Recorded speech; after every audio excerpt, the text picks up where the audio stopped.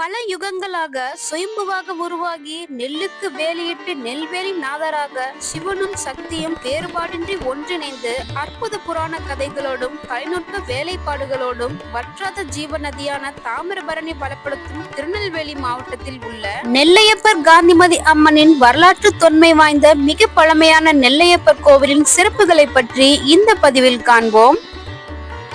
அண்ட சராசரத்தையே ஆட்சி செய்யும் சிவன் தன் பிரபஞ்ச நடனத்தை ஆடிய இடமே பஞ்சசபைகள். சிதம்பரத்தில் ஆனந்த தாண்டவமாடி பொற்சபையாகவும், மதுரையில் சுந்தர தாண்டவமாடி வெள்ளியம்பலமாகவும், குற்றாலத்தில் அசபா தாண்டவமாடி சித்திர சபையாகவும், திருவாலங்காட்டில் ஊர்த்துவ தாண்டவமாடி ரத்தின சபையாகவும், திருநெல்வேலியான இத்திருத்தலத்தில் பிரம்ம தாண்டவமாடி தாமிரபரணி நதியில் அமைந்திருப்பதால் தாமிர சபையாகவும் அமைந்து சிறப்பு கொண்டது. மேலும் இத்தலத்தில் பதஞ்சலி முனிவர் வியாக்கிரபாதருக்காக ஆருத்ர தரிசனம் அன்று நடனமாடி பின் காந்திமதி அம்மனுக்கு தனியாகவும் நடனமாடி அவை சவுந்தர சபை எனவும் சிறப்புற்றது. பல யுகங்களுக்கு முன்னர் இந்த புண்ணிய பூமியில் சுயம்புவாக உருவெடுத்த சிவலிங்கத்திற்கு 4 வேதங்களான ரிக், யஜூர், சாம, அதர்வனம் முதலிய வேதங்கள் வந்து மூங்கில் மரங்களாக மாறி நிழல் கொடுத்ததாக ஐதீகம்.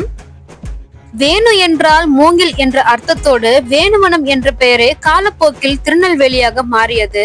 அது மட்டுமில்லாமல் இறைவனான நெல்லையப்பருக்குமே வேணுவனநாதர் என்ற பெயரும் உண்டு. எனவே இத்தலத்தில் மூங்கில் மரமே ஸ்தல விருட்சமாக உள்ளது.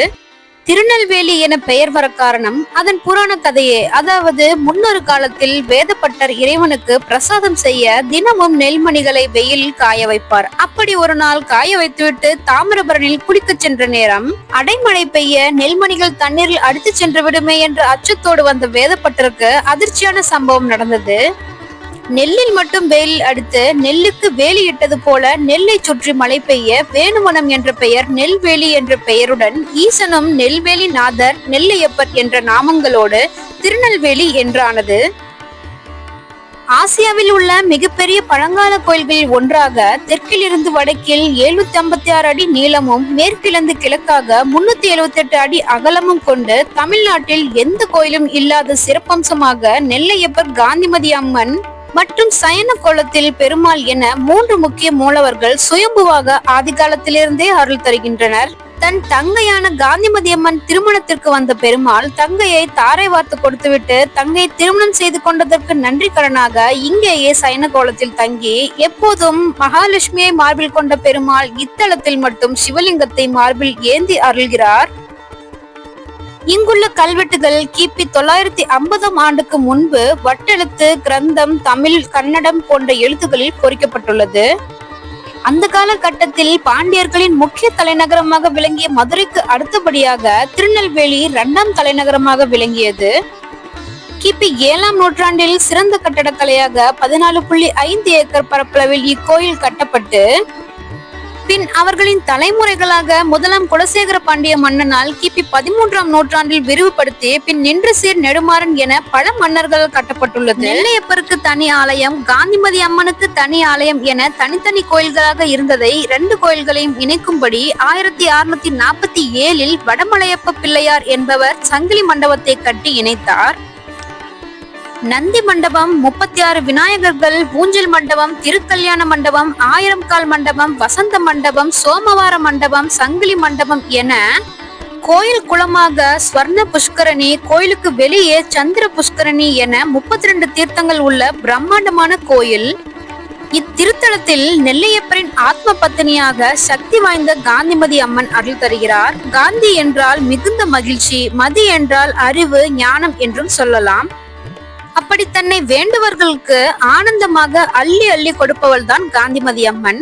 கணவன் மனைவி ஒற்றுமைக்கு எடுத்துக்காட்டாக தினமுமே உச்சிகால பூஜையில் காந்தி அம்மனின் சன்னதியிலிருந்து உணவு தயாரித்து நெல்லையப்பருக்கு படைக்கப்படுகிறது. இதில் மனைவி கணவனுக்கு சமைத்து தருவதாக அர்த்தம். தானிய விருத்திக்கான திருநெல்வேலியில் அடுத்தடுத்து சுவாமிக்கு நைவேத்தியம் இருந்து கொண்டே இருக்கும். இத்திருத்தலத்தில் ஐப்பசி மாத திருக்கல்யாணம் மிகவும் பிரசித்தி பெற்றது. மேலும் இக்கோயிலில் காந்திமதி அம்பாளுக்கு ஆடிப்பூர திருவிழா மிகவும் சிறப்பானது. நிறை மாத கர்ப்பிணியாக 4ஆம் நாள் அம்மனுக்கு வளைகாப்பு நடத்தி 10ஆம் நாள் முளைப்பாரி திருவிழா நடத்தப்படுகிறது. இதில் பச்சை பயிறு, முளைப்பயிர்கள் பிரசாதமாக வழங்கி குழந்தை இல்லாதவர்களுக்கு குழந்தை பாக்கியம் கிடைக்கும் என்பது ஐதீகம்.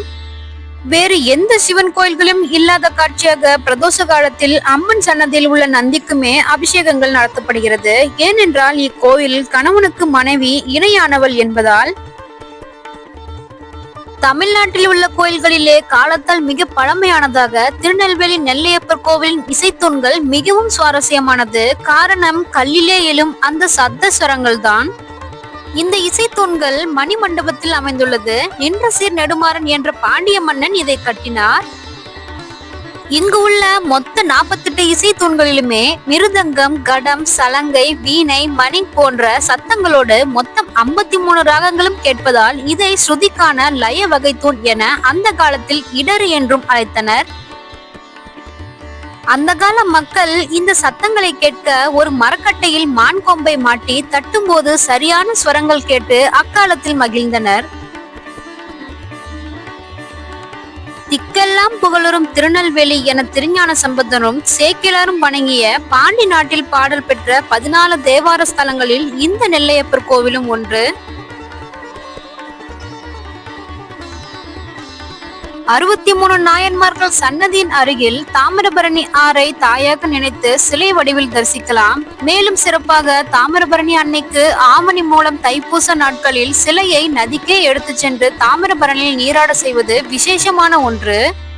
நம் இந்திய கோயில்களில் உள்ள மிகப்பெரிய தேர்களிலேயே எந்த இயந்திரங்களின் உதவியும் இல்லாமல் முழுக்க மனித சக்தியால் மட்டுமே இழுக்கப்படும் தேர்னா அது நெல்லையப்பர் தேராக தான் இருக்க முடியும். கிபி 1505 தொடர்ந்து எந்த பிரச்சனையும் இல்லாமல் தடங்கள் இல்லாது 500 வருடங்களாக பவனி வரும் சிறப்பு கொண்டு 450 டன் எடையோடு வருடாந்திர ஆனி மாத பிரம்மோற்சவத்தில் 10 நாட்கள் பிரம்மாண்டமாக தேர் திருவிழா கொண்டாடப்படுகிறது. பிரம்மோற்சவத்தின் போது பஞ்சமூர்த்திகளுக்கும் தனித்தனியாக தேர் உள்ளது. உலக புகழுடைய திருவாரூர் தேருக்கு அடுத்தபடியாக மிக பெரிய தேர் என்ற பெருமையோடும் ராஜ கம்பீரத்தோடும் பல சிற்பங்களோடு விளங்குகிறது. தமிழ்நாட்டிலேயே மொத்தம் 3 கோயில்களில் தான் குபேரலிங்கம் உள்ளது. அதில் இந்த கோயிலும் ஒன்று. மேலும் நவகிரகங்களில் புதனுக்குரிய கோயிலாகவும் திகழ்கிறது இந்த நெல்லையப்பர் கோயில். இக்கோயிலில் விசேஷமான சுப்பிரமணியர், அஷ்டலட்சுமி, சனீஸ்வரர், சகசரலிங்கம் என தெய்வங்களுக்கு பஞ்சமே இல்லை. மேலும் வீரபத்ரன், அர்ஜுனன், பகடை ராஜா, ரதிதேவி, மன்மதன் என பல சிற்பங்களும் நுட்ப வேலைப்பாடுகளோடு செதுக்கப்பட்டுள்ளது. சிறப்பாக 9 அடிக்கு யானை முகனான பொல்லா பிள்ளையார் அருள்கிறார். திரேதா யுகத்தில் மகாவிஷ்ணு நெல்லையப்பரை இதயத்தில் வைத்து பூஜை செய்தும், துவாபர யுகத்தில் ஸ்ரீராமர் தன் மனைவி சீதாதேவியுடன் ஒரு மண்டலம் இந்த கோயிலில் தங்கியிருந்ததாகவும், வசிஷ்டர் பூஜை செய்த வேணுவனநாதருக்கு கல்யாண கோலத்தில் காட்சி கொடுத்த பல யுகங்கள் கடந்த விசேஷங்களை கொண்டது இத்திருக்கோவில்.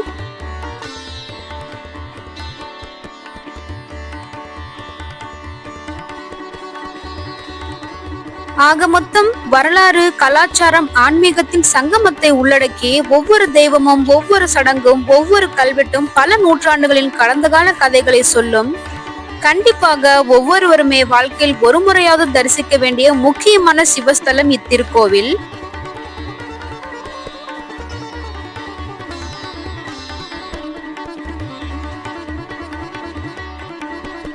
இப்படி பல நூற்றாண்டுகளாக பல பெருமைகளையும் சுமந்து கம்பீரமாக இன்றும் நிற்கும் இந்த நெல்லையப்பரின் ஆலய பதிவு உங்களுக்கு பிடித்திருந்தால் நம்ம சேனலை லைக் செய்து உங்கள் மதிப்புள்ள கமெண்ட்ஸ் எழுதி நம்ம சேனலை சப்ஸ்கிரைப் செய்யுங்கள். தேங்க்ஸ் ஃபார் வாட்சிங்.